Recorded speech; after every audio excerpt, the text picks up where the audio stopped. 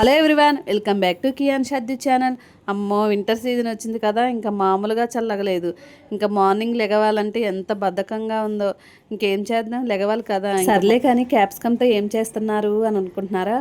ఏం లేదండి, మామూలుగా అయితే మనం మిర్చి బజ్జీ వేసుకుంటాం కదా, సేమ్ అదే ప్రాసెస్తో క్యాప్సికమ్ బజ్జీ వేస్తున్నారు మా అత్తయ్య. మా వారికి ఏదో ఒక స్పెషల్ ఉండాలి కదా, అందులో ఇంకా సోమాలు వేసుకున్నారు కదా పాప. ఇంకా చన్నీళ్ళతో ఇలా స్నానం చేసి మార్నింగ్, ఆఫ్టర్నూన్, ఈవినింగ్ ఇంకా అసలు చాలా చల్లగా ఉంటుంది. అందుకే వేడివేడిగా ఇలా వేస్తే ఇంకా పప్పుచారులు మంచిగా నంచుకొని తినొచ్చు కదా. అందుకే ఇంకా మా అత్తయ్య మా వారు వచ్చేసరికి ఇలా క్యాప్సికమ్ బజ్జీ వేస్తున్నారు. టేస్ట్ విషయానికి వస్తే ఇంకా మామూలుగా లేదు తెలుసా అసలు. ఇంకా మనం మిర్చి బజ్జీలు అయితే మిరపకాయ అలా తీసేస్తామే, కానీ ఇంకా క్యాప్సికంలో అయితే అసలు అలా తింటుంటే ఇంకా అసలు సూపరు. ఎప్పుడు ఇంకా అలానే చెప్తామని అనుకుంటున్నారా? టేస్ట్ బాగుంటాయి కాబట్టి చెప్తున్నాను. మీరు కూడా ఎప్పుడు రొటీన్గా మిర్చి బజ్జీ కాకుండా ఇలా క్యాప్సికమ్ బజ్జీ వేసి ట్రై చేయండి.